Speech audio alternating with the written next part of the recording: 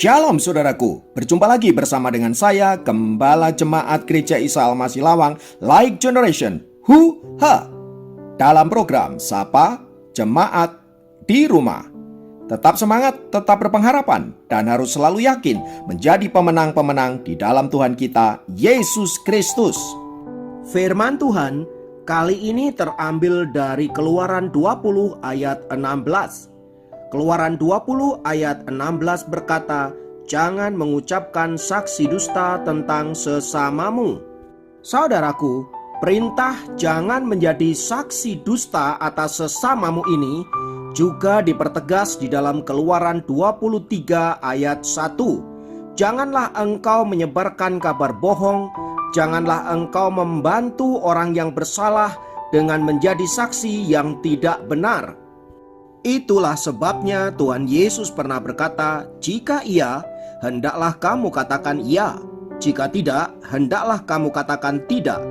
Apa yang lebih daripada itu berasal dari si jahat." Nah, yang menjadi pertanyaan adalah, mengapa perintah ini menjadi begitu penting? Saudaraku, perintah ini sesungguhnya berkaitan dengan mengasihi sesama. Tuhan Yesus sendiri pernah berkata bahwa kasihilah sesamamu manusia seperti dirimu sendiri. Bahkan ia berkata bahwa hukum mengasihi sesama ini menjadi hukum yang setara dengan mengasihi Tuhan.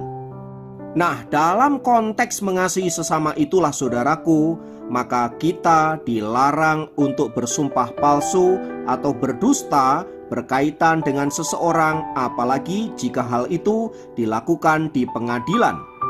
Sebab saksi palsu dapat menyebabkan orang lain yang tidak bersalah bisa menjadi bersalah dan bahkan menerima hukuman yang tidak sepantasnya untuk ia terima. Anda bisa membayangkan orang yang tidak salah karena kesaksian Anda, karena perkataan bohong Anda, dia menjadi bersalah. Bahkan dia menjadi pribadi yang kemudian dihukum atas sesuatu yang tidak ia lakukan. Bukankah ini sebuah kejahatan yang mengerikan, saudaraku? Namun sayangnya perintah yang begitu mulia dari Tuhan ini seringkali diabaikan oleh umat manusia dan menganggap sepi. Mungkin karena mereka menerima imbalan yang menguntungkan sehingga berani bersaksi untuk sesuatu yang tidak pernah ia lihat. Seperti yang dialami oleh Sam Shepard. Ia pada awalnya memiliki kehidupan yang sempurna. Ia adalah dokter bedah dan memiliki keluarga yang sangat indah. Suatu kali pada tahun 1953, istrinya yang cantik itu meninggal dalam keadaan tidak wajar dan polisi kemudian melakukan penyelidikan. Di dalam pengadilan kemudian ada sesuatu yang aneh sesungguhnya, karena saksi-saksi yang tidak berhubungan dengan peristiwa itu dihadirkan dan mereka memojokkan Sam Shepard. Akibatnya hakim kemudian menghukum Sam Shepard dengan hukuman seumur hidup. Tetapi kasus ini tidak berhenti sampai di situ, saudaraku, sebab pada tahun 1966 setelah 13 tahun Sam menjalani hukuman, pembunuh istri yang sebenarnya ditemukan. Dan ia memang kemudian dibebaskan. Tetapi saudaraku, setelah mendekam 13 tahun lamanya di penjara, itu telah menghilangkan kemampuan-kemampuan hebat Sam, terutama dalam hal medis. Karena itu kemudian setelah ia gabung kembali ke dunia kedokteran dan menjadi ahli bedah, kemampuannya tidak sehebat dulu lagi. Nah, ketika ia memimpin tim bedah, terjadilah sebuah kasus malpraktek yang menyebabkan si pasien meninggal dunia. Karena hal itu saudaraku, Sam Shepard kemudian hidup dalam frustrasi yang luar biasa. Ia juga mengalami depresi yang membuat dia kemudian kecanduan alkohol dan meninggal pada tahun 1970. Sungguh sangat tragis sekali hidup yang dialami oleh Sam ini, saudaraku. Yang luar biasa, pada tahun 2000 kemudian diketahui bahwa sesungguhnya yang menyebabkan kematian dari si pasien itu bukanlah dirinya melainkan Richard Emberling. Tetapi apa boleh dikata, Sam sendiri sudah meninggal dan karirnya hancur bersama dengan kematiannya. Semua itu terjadi, saudaraku, akibat orang-orang yang tidak bertanggung jawab yang menjadi saksi-saksi palsu di persidangannya. Orang-orang itu mungkin tidak pernah berpikir bahwa kesaksian palsu dan kabar bohong yang disembur-semburkannya itu bisa membunuh karakter seseorang, bahkan bisa menghancurkan karir seseorang, seperti yang dialami oleh Sam Shepard itu. Karena itu, saudaraku, firman Tuhan di atas mengingatkan kita semua agar hati-hati di dalam menggunakan lidah kita dan berhati-hati di dalam menggunakan media sosial kita, sebab kadangkala tanpa kita sadari kita menyembur-nyemburkan kabar bohong, kita menyampaikan berita yang belum tentu benar, dan bisa jadi karena hal itu ada seseorang yang dirugikan, bahkan pembunuhan karakter. Terlebih lagi bila hal itu dilakukan di persidangan, sebab di persidangan itu akan menentukan nasib seseorang. Maka apabila hal itu harus terjadi dalam hidup kita, kita harus memberikan kesaksian. Marilah kita bersaksi dengan benar. Katakan ya di atas ya, katakan tidak di atas tidak. Sebab lebih dari semua itu berasal dari si jahat. Itulah sebabnya Tuhan memerintahkan kita untuk tidak berpihak kepada siapapun. Tidak berpihak kepada mereka yang miskin, tidak berpihak kepada mereka yang kaya. Artinya, Tuhan ingin agar kita adil. Apa yang kita tahu, apa yang kita lihat, itulah yang seharusnya disampaikan. Lebih daripada itu, sesungguhnya kita menjadi alat setan, kita menjadi alat iblis untuk menghancurkan hidup seseorang. Jangan sampai hal itu terjadi, saudaraku. Oleh karena itu, baiklah, marilah kita menjadi orang-orang yang berkata benar sesuai dengan apa yang kita ketahui. Lebih daripada itu, marilah kita menahan diri untuk tidak mengatakan sesuatu, terlebih bila sesuatu itu belum kita ketahui kebenarannya. Jangan sampai kita adalah orang yang menyebarkan hoax, yang menyebarkan ketidakbenaran, dan karena hal itu Tuhan bisa jadi menghukum kita. Kiranya firman Tuhan ini memberkati kita. Mari kita berdoa. Bapa, dalam nama Yesus kami bersyukur untuk kasih-Mu, untuk pemeliharaanmu, dan menjadikan kami orang-orang yang senantiasa mentaati-Mu, terutama dalam hal memberikan kesaksian atau mengatakan sesuatu berkaitan dengan orang lain. Ajarkan kami untuk berkata benar dan jauhkan kami dari hal-hal yang jahat yang berasal dari iblis. Kiranya Tuhan terus meneguhkan kami. Dalam nama Yesus kami berdoa. Haleluya. Amin.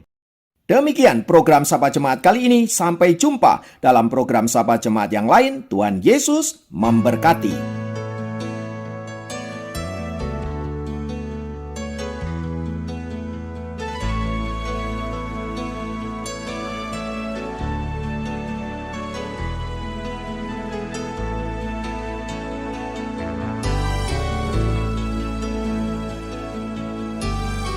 Bagaimana ku kan bernyanyi tentang kasih cintamu.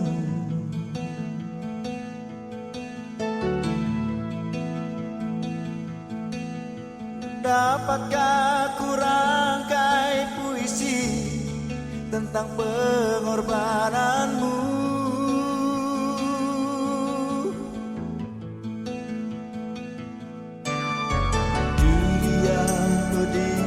Gantikan mahkota kemuliaan-Mu, Tuhan.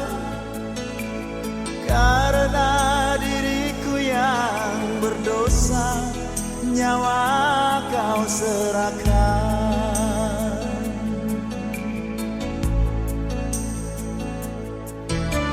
Kau balut luka di hatiku dengan kasih yang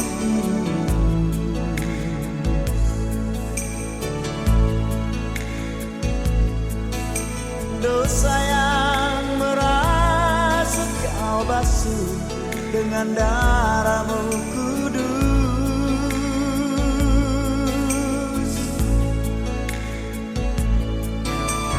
Entah berapa kali daku berkhianat padamu, Tuhan. Mengapa setiap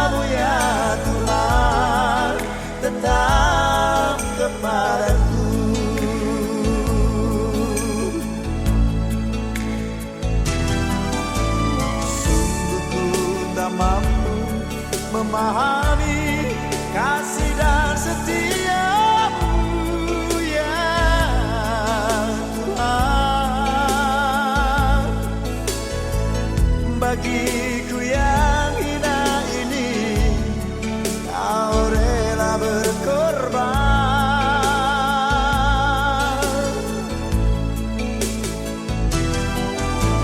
Apakah ku sanggup membalas kasih dan setiamu ya Tuhan. Sebagaimana adanya daku, ku berserah padamu.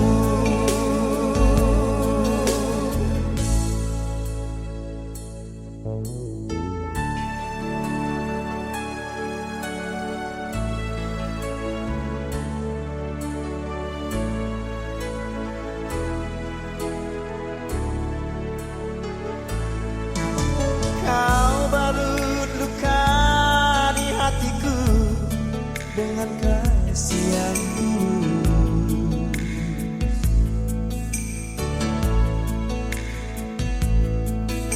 Dosa yang merasuk Kau basuh dengan darah-Mu kudus.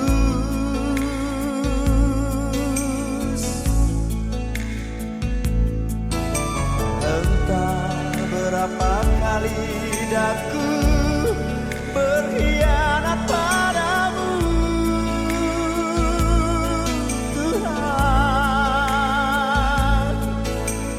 Mengapa setiamu ya Tuhan tetap kepadaku.